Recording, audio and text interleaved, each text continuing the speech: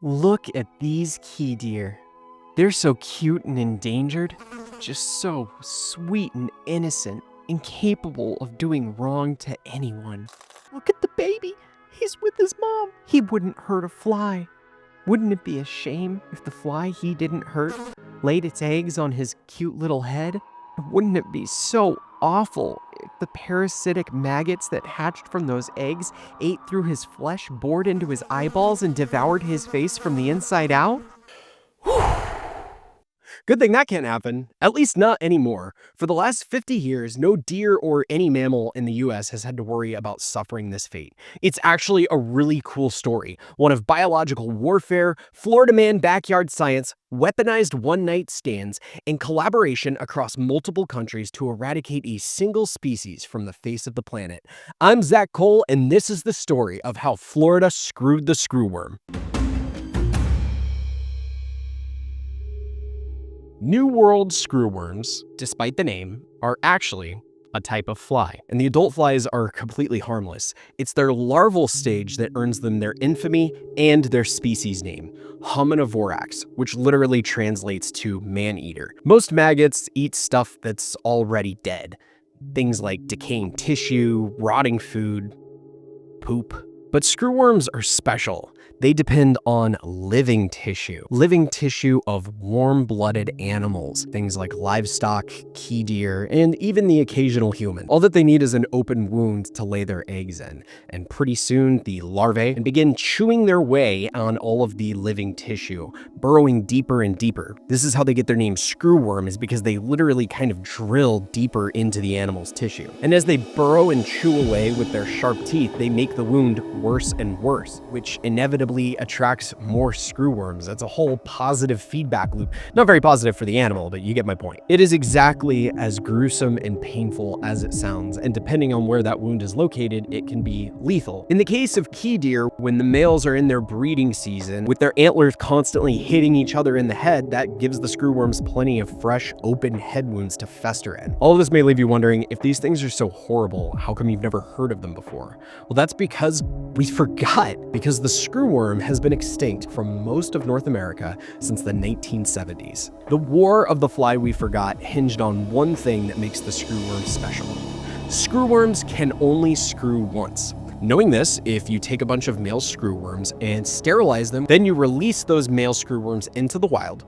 Hopefully, they find a lady screwworm, screw her, and waste her one mating opportunity by making all of her eggs unviable. This whole exploit of the screwworm's biology is thanks to a huge team of scientists. But I can't talk about all of them, so I'm going to focus on kind of the main guy by the name of Dr. Edward Knipling. Ed started off working for the US Department of Agriculture to develop a technique to try to sterilize an invasive species called the pink bollworm, so that way they could reduce the damage they were doing to cotton plantations. They were a major pest. Dr. Knipling was eventually transferred to a USDA research facility here in Orlando. If you look at a map of Orlando, you'll see that we have our major international airport to the south of downtown, but just to the east of it, you'll see that there's a little tiny airport that actually used to be an Army airport that had the research facility on it, and that's where he was working. So all of this culminated in Dr. Knipling coming across some Florida cattle ranchers. You have to remember, this is in the 1950s. Florida was still very much an agricultural focused state. Between our exports of oranges and other fruits, we also had a massive cattle industry. Dr. Knipling was interested in seeing if he could apply this technique he's working on to the screwworms that he originally developed for the pink bollworm. And let me tell you a little bit about this technique, because it's called the sterile insect technique.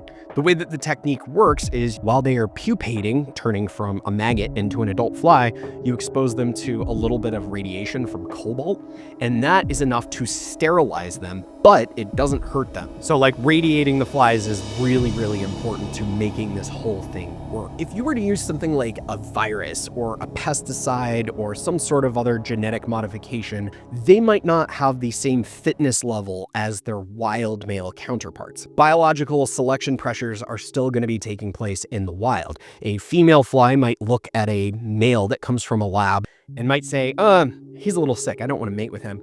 But a sterile male doesn't have any of those problems. It looks physically fit as far as she can tell, so she might be more accepting of that. So Dr. Nippling and his team ended up running some lab tests, and they took a bunch of these sterile males in a little container that they had, and within 3 generations, the entire fly population was wiped out. With this sort of evidence that they could do this in a lab, they wanted to do an experimental field test. So in 1952, Dr. Nippling and his team went to a smaller USDA research facility on Sanibel Island. It's a barrier island right on the west coast of Florida. They ended up using a plane to airdrop the sterile males all over the island.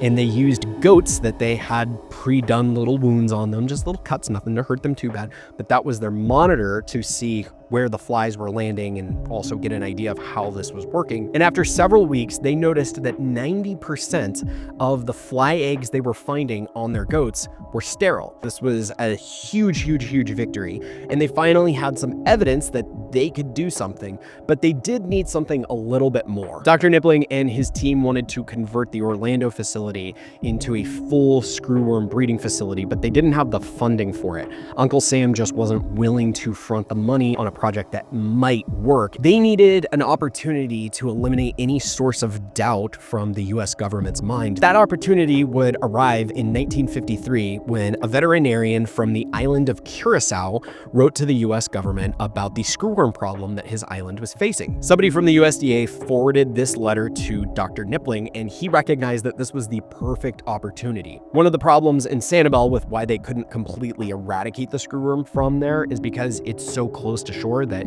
even if you got rid of all the flies on the island, other flies would just fly over there. Curacao is far enough away from the coast of South America that you don't have to worry about screwworms getting blown or flying back onto the island. It's isolated enough. This might be their one and only opportunity to test the sterile insect technique on a larger scale than they've had access to.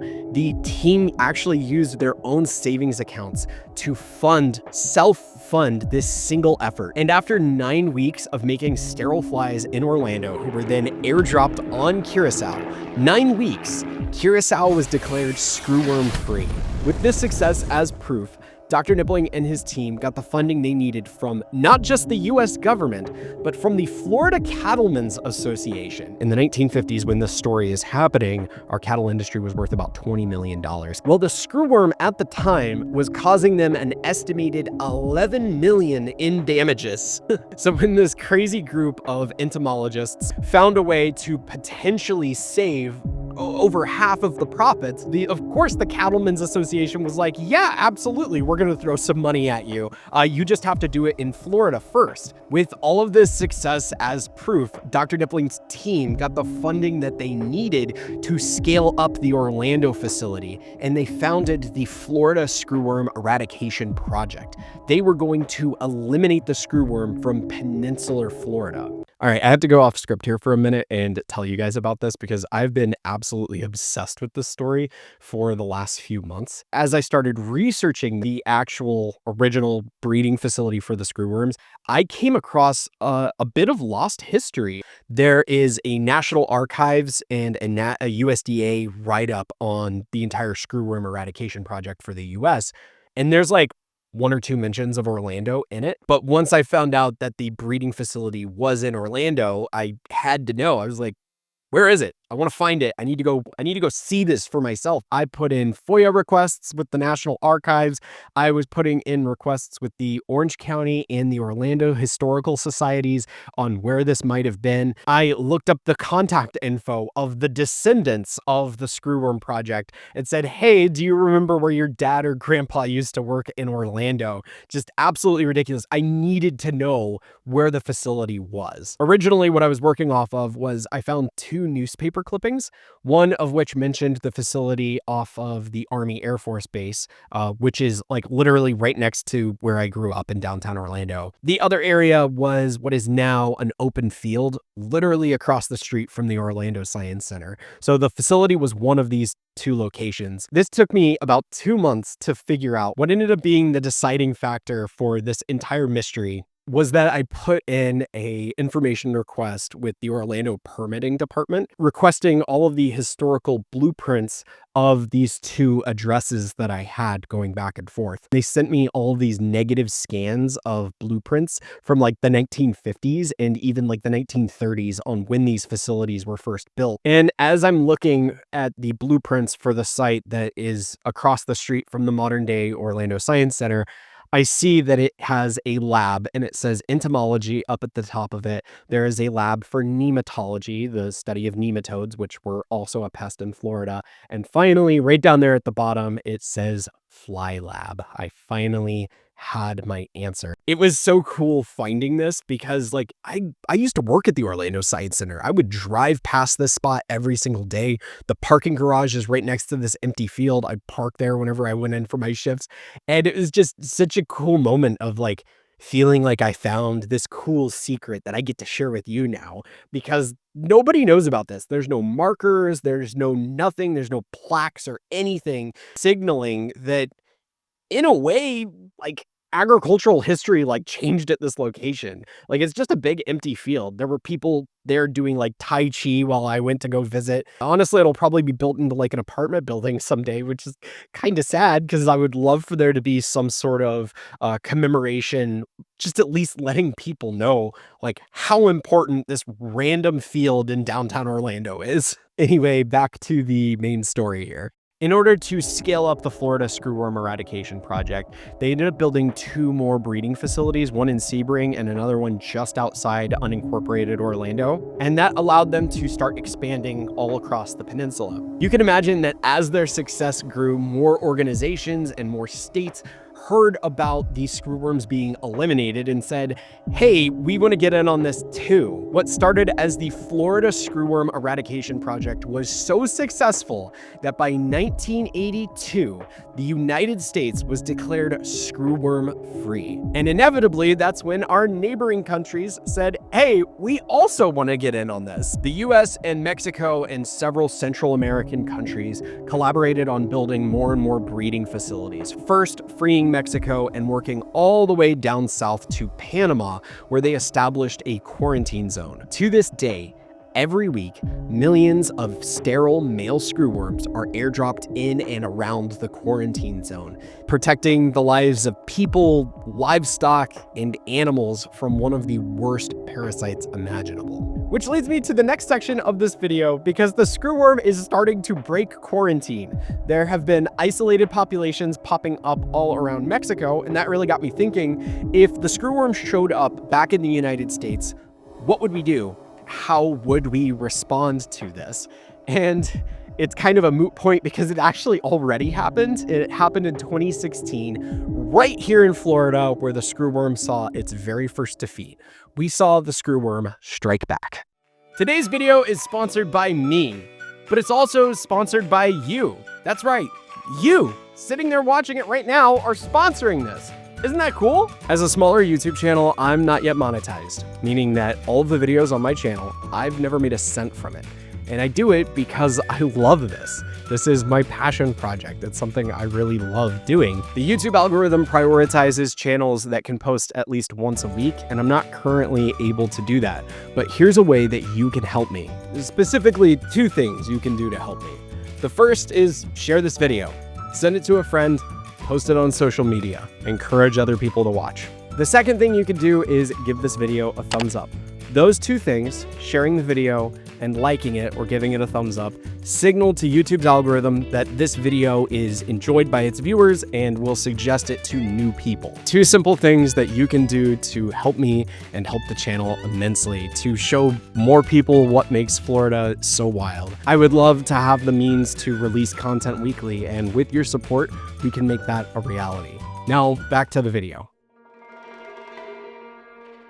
I've been mentioning the key deer this entire video, and not to bury the lead, but they're kind of the heart of the outbreak in 2016. Key deer are an endangered subspecies of the white-tailed deer, endemic to the lower Florida Keys. Endemic, meaning that they are found nowhere else on Earth. I think that they're pretty cool, and they showcase some pretty unique traits. They will swim in the ocean, They exhibit a phenomenon called island dwarfism, and they have no fear of humans. The biggest threats to them are cars, dogs, and in the summer of 2016, the New World screwworm. Over the course of a week or so, they were just getting reports of these deer with the maggots on their head. That's Brian Powell. He's a biologist for the U.S. Fish and Wildlife Service and works primarily on recovering Florida's endangered key deer. In 2016, he was the key deer subject matter expert during the outbreak. This wasn't Brian's first brush with a major natural disaster. Brian actually worked as one of the biologists responding to the Deepwater Horizon oil spill in the Gulf of Mexico. He sat down with me to recount the events of the crisis, including the initial confusion and resulting horror of encountering the fly we forgot. We had what pretty much everybody referred to as zombie deer. It was after, fourth or fifth incident in as many days that one of the biologists had the forethought of, we should really find out what these maggots are. And that was when the National Veterinary Service Laboratory made a positive confirmation of a case of New World screwworm in Big Pine Key, Florida. The last time that screwworm occurred in Florida was back in the 50s when that initial case broke out. So we didn't know really what to expect when the Florida Department of Agriculture and Consumer Services, as well as Monroe County and the USDA Animal, Plant, and Health Inspection Service mobilized. It really drove the point home that this is very serious. It could have gotten really bad really quick. It's difficult to adequately explain the peril that our key deer were in. Remember, screwworms have been extinct from Florida for 70 years. No Florida biologist even knew what a screwworm was, let alone what they looked like or what they could do to a wildlife population. On top of that, the screwworms arrived at basically the perfect opportunity for them. The male key deer were in the middle of their rut, fighting each other and creating tons of fresh head wounds for the screwworms to lay their eggs in. At the time, the key deer population was about 750 individuals. And in a 3-month period, Brian's team confirmed 140 infections. That's 15% of your entire population. Of those 140, 128 were just males that were fighting. That was already bad, but if the screwworm couldn't be stopped quickly, things could get much, much worse. The next bit of concern that we had was that we were going to be coming into fawning season. The newborn fawns and the mothers would become susceptible to the screwworm. And so at that point, we were focusing on ways that we could monitor that situation. For those of us that were focused on protecting the wildlife within the affected area, key deer, along with other species such as the Lower Keys marsh rabbit, the silver rice rat, those are all endangered species that were within the affected area that are endemic to the Florida Keys. This was infestation that was occurring in the only place in the world that these animals exist. The screwworm's unwelcome return was literally an extinction level event for the key deer. But there were some advantages to where the screwworms actually appeared. The lower Florida Keys. To get to the mainland, they'd have to make their way across 35 miles of ocean or use the upper Keys as stepping stones. Perfectly doable for a small flighted insect, but for now they were contained to the lower Keys. So the crisis response team had 2 major objectives. Objective 1, maintain the screwworm's containment to the lower Keys and eliminate them. And Objective 2, reduce the screwworm's effectiveness on local wildlife by treating the infected. This was what Brian's team worked on.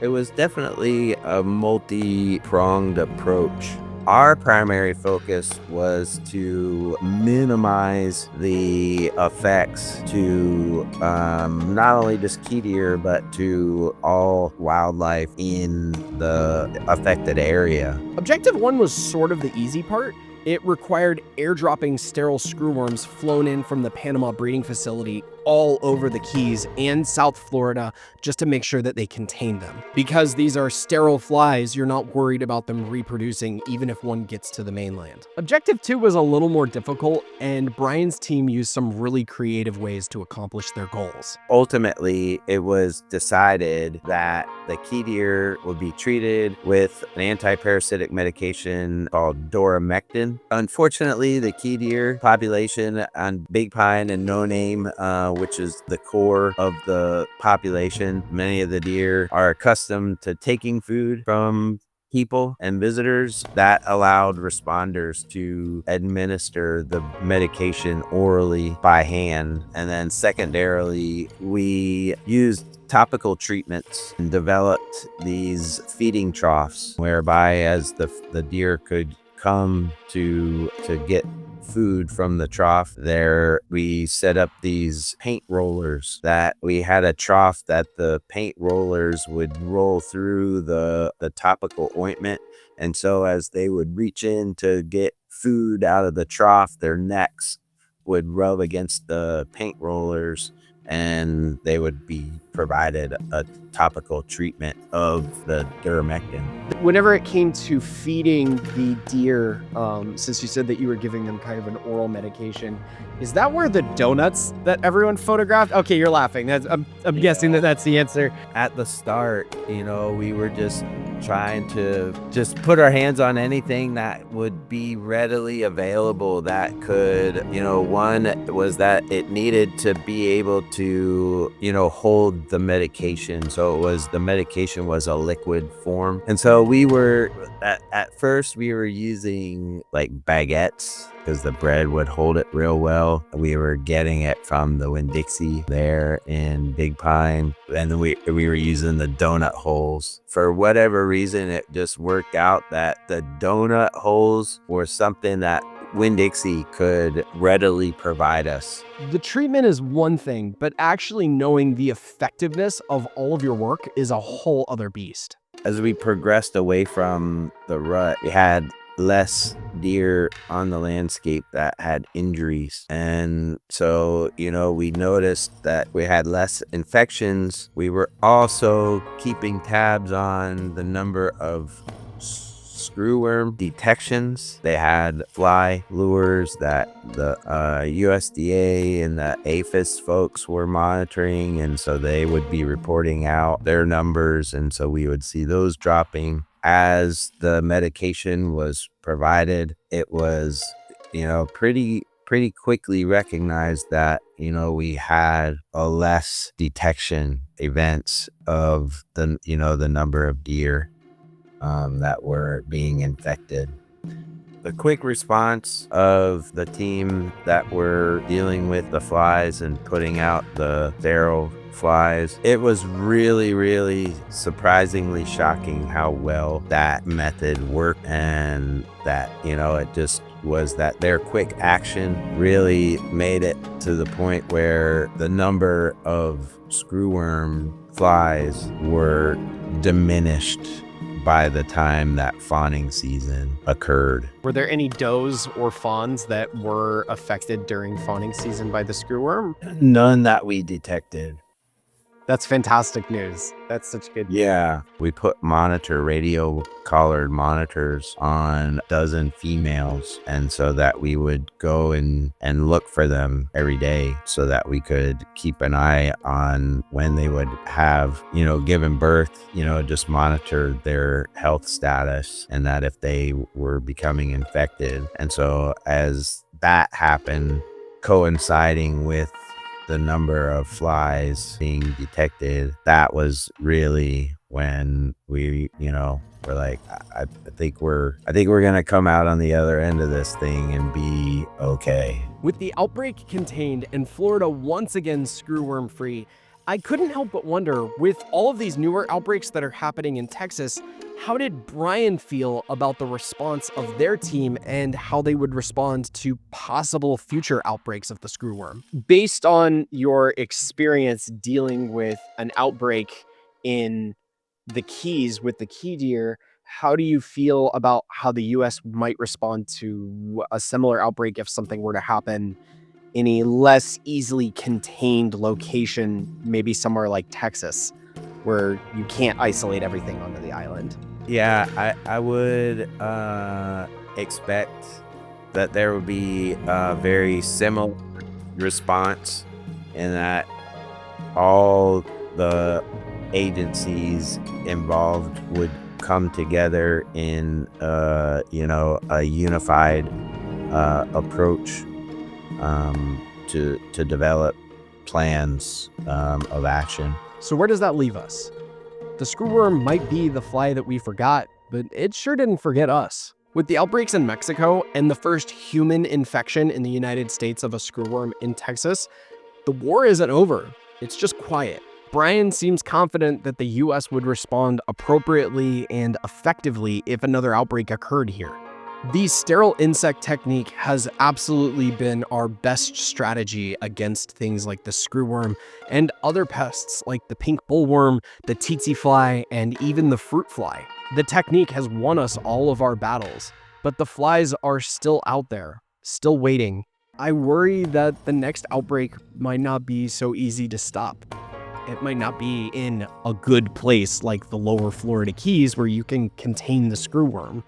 But I am confident that we can all come together and find a solution.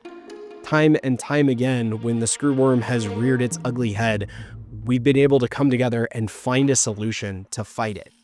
The war of the fly we forgot isn't just history. It's a warning. And it's a warning we won't forget. Whew, what an incredibly long video. This was a project, like I said, that I have been obsessed with for the last 6 months, and I am so excited to finally get it out. This took forever to get done, so long, in fact, that I got married in the middle of making it. Thank you to everyone who helped during the making of this video, including all of the government employees that responded to all of my numerous calls, texts, messages, and emails, as well as Brian Powell from the U.S. Fish and Wildlife Service, as well as all of my friends and family who have given me input on this project over the last few months. And lastly, to my wife and beautiful bride, Rhea, who literally learned how to edit video so she could help me out with this, as well as writing huge portions of the script as well, and all of the continuous feedback she gave me through the entire process. I know this video is really different from everything else on my channel, and if you want to see more content like this, let me know down in the comments. I would really appreciate the feedback. I can't wait to catch you on the next adventure, and until then, I'm Zach Cole. This is the New World Screwworm, and thanks for checking out what makes Florida so wild.